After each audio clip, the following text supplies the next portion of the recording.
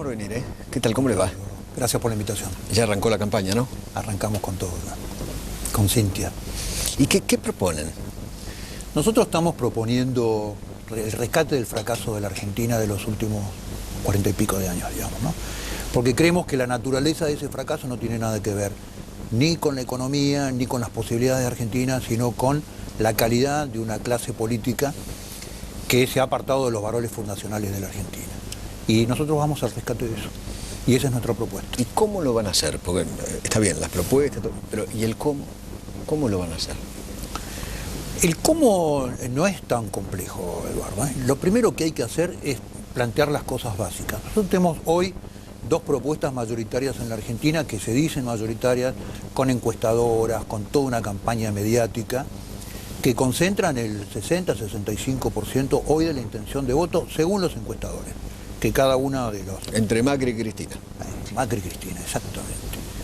Ahora, hay una amplia mayoría en la Argentina que hoy está esperando un modelo político distinto, porque además comprueba que estas dos propuestas mayoritarias, las dos tienen cerca de un 60% de imagen negativa, con lo cual en caso de ganar, ¿cómo van a gobernar? Esa es la primera pregunta. Y segundo, ¿cómo puede ser que lo que nos trae... O sea, gane quien gane. La historia es después del 11 de diciembre, ¿cómo van a gobernar? ¿Cómo van a gobernar con el 60% de imagen negativa? Eso es uno de los planteos. El otro de los planteos que hace la gente común, es cómo los que nos trajeron hasta acá nos van a decir cómo salir. Si supieran cómo salir, lo hubieran hecho antes. Con lo cual la Argentina lo que necesita, yo siempre hago el mismo planteo, Argentina no necesita volver a cruzar los Andes, ya lo cruzó San Martín. Argentina tiene que ser un plan ordenado de recursos, poder cumplirlos y hacerlos cumplir, un sistema de orden institucional que haga cumplir las reglas para que la Argentina funcione. Es tan complejo y es tan sencillo como eso. Ahora, usted dice que son dos modelos que ya fracasaron.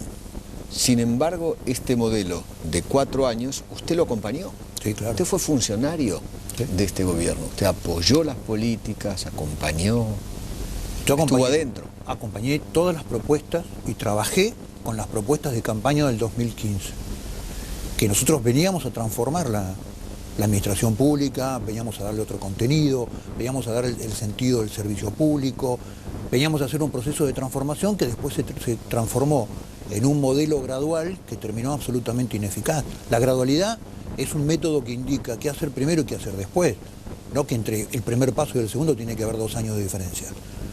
Y eso fue un fracaso y quedó demostrado en la crisis del 2018, digamos, ¿no?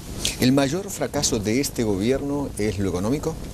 No, yo creo que es el tema valórico, no haber sostenido los valores que decía defender. Por ejemplo, la agenda del aborto es un fracaso enorme del gobierno, es aceptar la imposición de una agenda que no estaba en su plan de gobierno.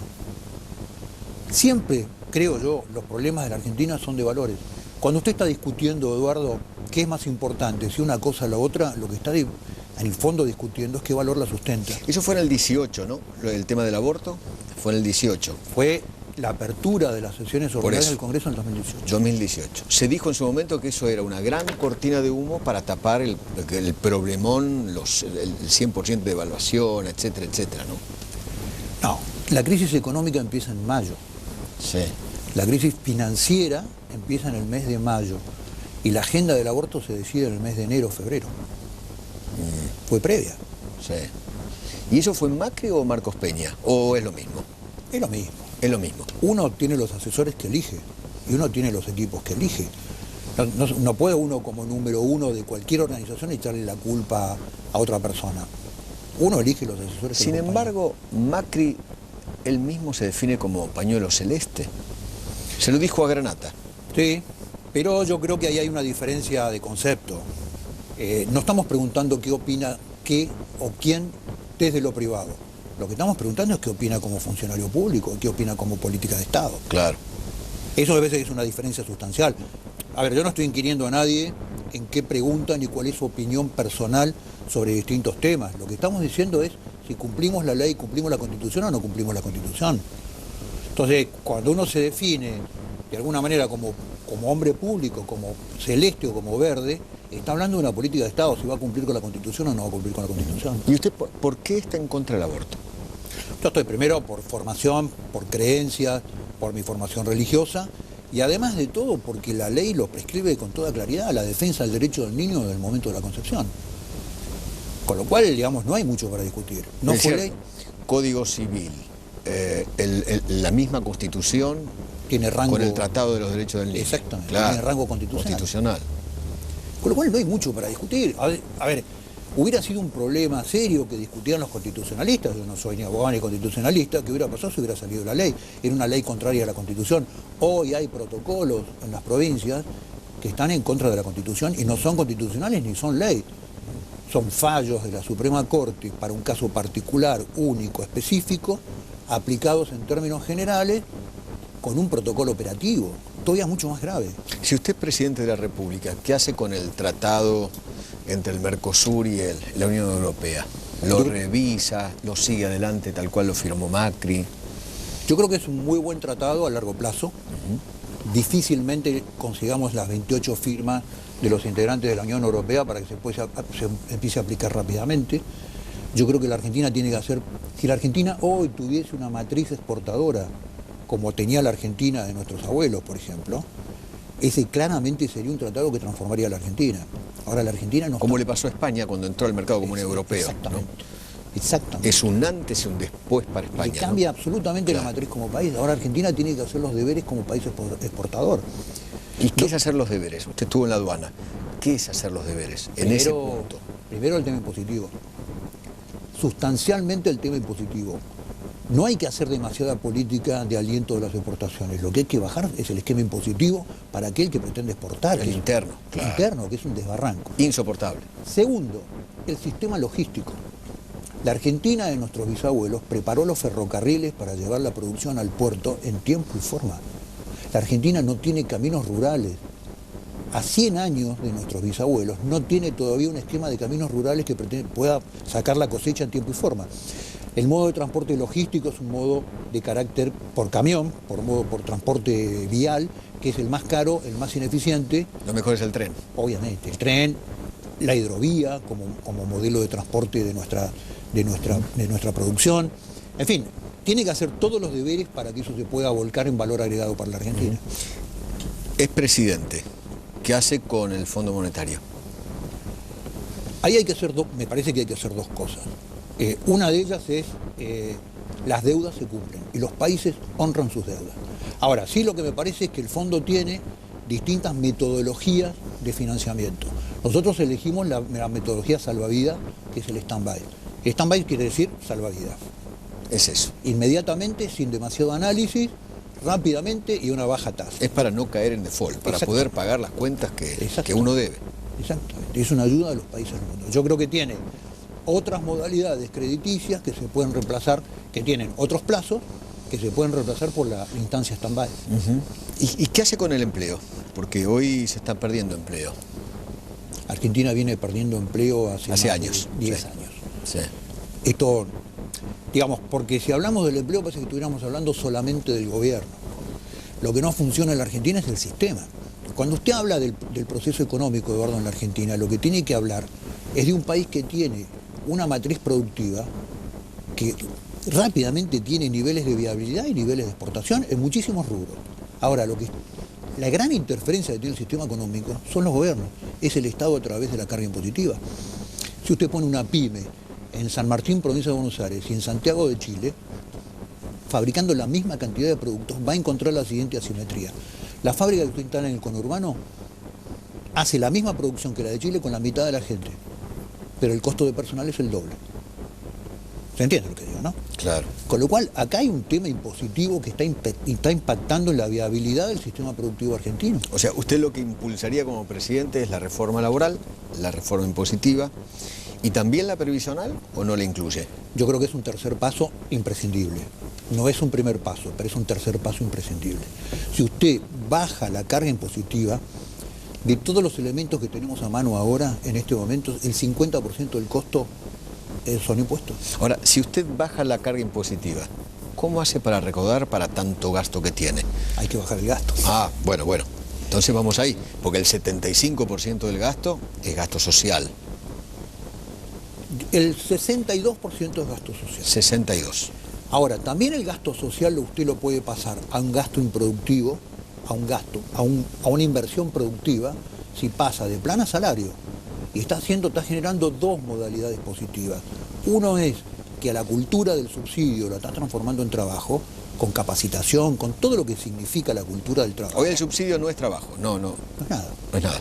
No es nada. Es un plan vagar, digamos. Exactamente. Ahora usted tiene... Son 3 generaciones, ¿eh? 3 generaciones. Lo que usted tiene que rescatar urgente es la generación de los más jóvenes. Es el primer empleo. Si usted hoy hace un plan primer empleo para 18 a 23 años, donde produce un alivio en la carga social, en el aporte patronal, lo que rápidamente va a generar es empleo. Ahora, eso no necesita una modificación de la ley para hacerlo. Porque es preferible que el día de mañana usted subsidie jubilaciones que subsidie un chico que está parado en una esquina siendo víctima y asedio permanentemente de los banderos de Paco. Entonces, rápidamente hay que poner a la generación más joven a trabajar. Eso significa aliviar impuestos, desde la parte del impuesto directo aplicado al producto y a la producción, y liberar los impuestos del trabajo. ¿Cómo hace con la inflación? ¿Cómo la baja? ¿Usted quién cree que es el mayor productor de inflación? El Estado. El Estado a través del gasto fiscal. Cuando hablan del tarifazo, lo que dicen es, hubo un tarifazo, hubo un impuestazo. Claro. Porque el 50% del gas y de la luz son impuestos. Si usted, además, ahí están agregados impuestos que tienen que ver con los municipios muchas veces y con las gobernaciones. Sí, claro. Si usted alivia la carga impositiva, realmente va a ser como dice el presidente. Que pero hay una voracidad, ¿usted se dio cuenta? Hay una voracidad. Analice su factura de luz. Cualquier cosa, ya un municipio va y quiere cobrar un impuesto. Quiere cobrar un impuesto. Cualquier cosa, la gobernación también quiere cobrar un impuesto. Y la nación, en lo que puede, rapiña. 170 impuestos, 21% de IVA. No nos damos cuenta porque estamos acostumbrados. Pero cuando usted viaja al exterior... El impuesto al cheque es una barbaridad. El cheque es un robo. Hay municipios que le cobran una tasa municipal cuando uno va a cargar la nafta. Una cosa de locos. Es un país que de esta forma planteado para el gasto público y un gasto político que es insostenible, es inviable. La clase dirigente ha transformado este país, es inviable. Lo que hay que darle es viabilidad. ¿Qué hace con los piquetes? Es presidente de la República. ¿Qué hace con los piquetes? Aquí hay dos modalidades. Hay países donde las protestas se hacen los domingos. O los sábados en Francia. Y no se muere nadie. O sea, usted quiere manifestarse, quiere ocupar la calle, está perfecto, hágalo un fin de semana, que es su tiempo libre y el tiempo libre del resto de los ciudadanos. Punto número 1. Punto número 2. Nadie tiene derecho a cortarle la circulación a usted, a mí o a cualquier ciudadano. Eso es básico. Eso forma parte de un orden institucional. Con lo cual lo que tiene que ir es intimar a la gente que se retire y si no, retirarla a través de una fuerza del Estado que hoy los elementos más tecnificados del mundo están aplicados a la seguridad pública. No tiene que ponerle un policía que le pegue a una persona. Basta con empezar a... O sea, entre matar a alguien y nada, algo en el medio tiene que haber, ¿no? Y puede tirar agua, digamos. Claro, claro. La cosa más neutra del mundo. Claro. Ahora, si el Estado no tiene la capacidad para permitir que se juegue la final de la Copa Libertadores en el estadio de Núñez, o no puede liberar una calle, es un Estado fallido por naturaleza. No tiene sentido su razón de ser, digamos, que es proteger al ciudadano.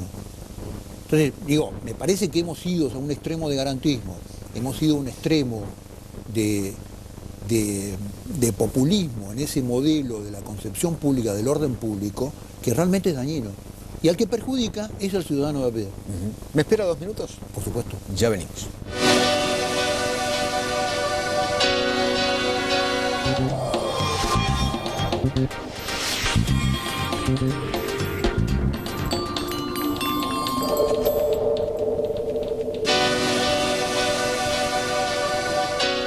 ¿Del lado de la víctima o del delincuente? Siempre del lado de la víctima. Con las garantías que debe tener, que le da la ley y el sistema legal al delincuente, ¿no? Con el debido derecho a defenderse, con todas las garantías procesales requeridas, pero siempre... ¿Por qué cree que durante los últimos años siempre, desde el Estado o desde lugares importantes, siempre estuvo del lado del delincuente? ¿Por qué? Creo que ahí el populismo tiene un error de diagnóstico de creer que la pobreza es uno de los generadores de delincuencia. Entonces cree que ahí hay un discurso que va apuntado a los sectores más necesitados y yo no comparto para nada ese diagnóstico. Para nada. Para nada, en absoluto. Yo creo que la delincuencia no está asociada a un fenómeno de pobreza y los índices delictivos de los países no tienen que ver con su nivel de pobreza. O sea, la India tendría que ser uno de los lugares más inseguros de la Tierra y de hecho no lo es, digamos, ¿no? Pero lo que digo es, me parece que hay un error de diagnóstico, una visión ideológica, un abordaje de la realidad con una visión ideológica que da un diagnóstico equivocado. La raíz de la delincuencia no es la pobreza, es el Estado fallido, no el nivel de pobreza. ¿Y cómo atacaría usted la inseguridad? Porque los niveles de inseguridad son muy altos. Son altísimos. Yo creo que ahí también hay un tema de diagnóstico que viene de hace mucho tiempo y que este gobierno no cambió, que es un modelo de combatir el delito organizado con un Estado desorganizado. Cuando en un país como la Argentina se instala el modelo de narcotráfico, es el ordenador de todo tipo de delitos. No existe el delito menor espontáneo. Esto es lo que quiero decir. Cuando en la ciudad de Buenos Aires... O sea, la droga para usted modificó absolutamente todo. Modificó la estructura delictiva de la República Argentina y el delito mayor es ordenador del delito menor, en todos los lugares del mundo. El delito menor funciona bajo el amparo cartelizado del delito mayor, que le provee impunidad en la justicia, impunidad frente a las fuerzas de seguridad, que protege, que da cobertura política. Entonces, no hay un delito espontáneo. Cada vez hay menos perejiles, esto es lo que digo. Hay zonas manejadas por bandas, por mafias, por el delito organizado, que lo que hacen es un nivel de permisividad y de tercerización del delito menor. Digo esto porque cuando usted debe abordar la temática del delito mayor, el delito organizado, el modelo de narcotráfico se combate con un Estado organizado. ¿Cómo? Primero con inteligencia criminal. La palabra inteligencia ha sido bastardeada en los últimos 30 años, es una palabra prohibida, y ningún funcionario quiere decir que hace inteligencia criminal. Porque eso está asociado a los espías, a pinchar teléfonos, a escuchar si sale con un amante, si no, si que es lo que habla con otro funcionario. Entonces, está asociado a eso. Si usted, cuando usted ve la evolución de la CIDE y de la AFI de los últimos 15 años, 20 años, usted va a ver una degradación de un organismo de inteligencia. Totalmente. En lo que hoy vemos.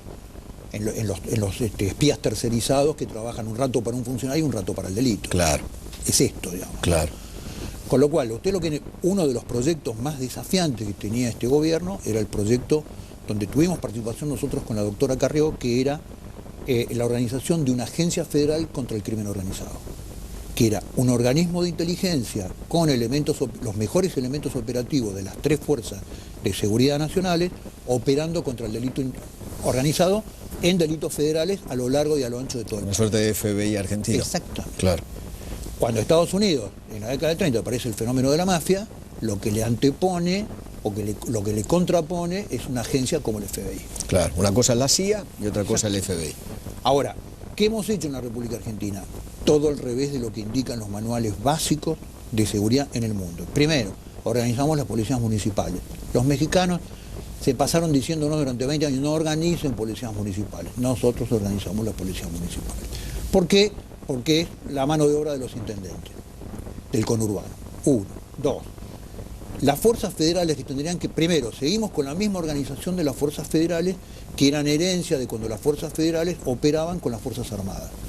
Gendarmería, prefectura y la policía aeroportuaria. Entonces digo, ya llega hora de darle otro formato a las fuerzas federales. Con unidad de comando, con un modelo de inteligencia centralizada, con un modelo tecnológico centralizado, con policía científica centralizada. Bueno, entonces, y además, en lugar de que estén en la frontera o que estén en los ríos, están en el conurbano. ¿Para qué? Para elevar un poquito el nivel de seguridad de los votantes. Entonces, frente a este modelo es muy difícil combatir el delito. Esto hay que hacer es transformarlo. ¿Es presidente? ¿Manda un proyecto al Parlamento para legalizar la marihuana? No. No. De ninguna manera. Creo que no es la solución para el tema. De ninguna manera. De ninguna manera. No, por supuesto. ¿Y qué piensa de aquellos que sí lo mandan? Creo que también ahí hay un error gravísimo de diagnóstico creyendo que es una demanda de la sociedad. al obrero que tiene que salir a las 3:30 de la mañana para tomar un colectivo que nunca le llega en el medio del barro porque no tiene pavimento y que lo roban en la parada de colectivo, la legalización de la marihuana realmente no le cambia la vida. Sí, a un grupo de jóvenes o a un grupo muy significativo y muy clamoroso que está alrededor de este tema, pero a los ciudadanos de a pie no les cambia la vida. O sea, marihuana libre no, Para nada. de ninguna manera, Para nada. ni siquiera el modelo uruguayo. El modelo uruguayo es un modelo muy particular, de un país muy particular como es Uruguay, que está al lado del primer productor de marihuana de Latinoamérica, que es Paraguay. Sí. Entonces lo que digo es, Hasta el crimen en Uruguay ya cambió desde el mismo momento en que se liberó la marihuana. cuando usted le dice, mire, Ahora liberemos tienen el delitos tema. más violentos, es una cosa muy impresionante. Sí, claro. Un país tranquilo era. Cuando empieza el tráfico, lo que empieza a haber es cada vez más violencia porque aumenta la rentabilidad y la cadena de valor en el delito, digamos, ¿no? Uh-huh. Cuando usted dice yo libero la marihuana, porque los consumidores en definitiva plantan en la maceta de su casa, es como decirle a un fumador, plantá la planta de tabaco y hacete el cigarrillo en el fondo de tu casa. Usted sabe que es una ficción. En algún lugar hay mercado negro de eso. Y el mercado negro viene de los grandes productores de esos productos a nivel mundial, con lo cual va a haber tráfico, y si hay tráfico empieza a haber violencia. ¿Cómo hace para ganarle en las elecciones a Macri y a Cristina? ¿Cómo hace? Yo no le gano, le gana a la gente. Cuando las sociedades deciden el cambio, no hay forma de pararla. No hay forma de pararla. Hoy a la mañana veía un informe en un noticiero muy potente de la mañana sobre el tráfico de las redes. Yo estoy tercero. ¿En serio? Sí. Con 2 pasantes voluntarios que manejan mis redes personales de las 24 horas al día, digamos.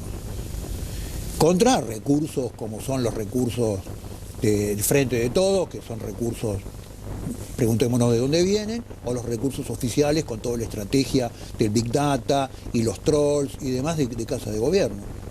Entonces digo, lo que transitan en mis redes son todas personas que son voluntarios, son gente celeste, gente de distintos lugares de pensamiento que lo que hace es el tránsito por las redes. Cuando las sociedades deciden un cambio, no hay forma de pararlas, ¿eh? ¿Usted intenta ser el Bolsonaro argentino? No, yo intento ser el Gómez Centurión argentino. Pero hoy las redes tienen un impacto enorme. La última campaña en Croacia se hizo una campaña también de 6 meses con un candidato que nadie conocía y se hizo en las redes. Las sociedades son muy activas. Esto es la diferencia que creo que el sistema político no llega a abordar las transformaciones sociales. Siempre va 10 pasos atrás de la sociedad. Hoy la sociedad está mucho más adelantada que sus dirigentes. Si en 30 segundos tendría que decirle a la gente por qué tiene que votarlo. Porque creo que hay que volver a diseñar y proponer un proyecto de nación que hace 40 años que la Argentina no tiene. Y eso está en sus valores fundamentales.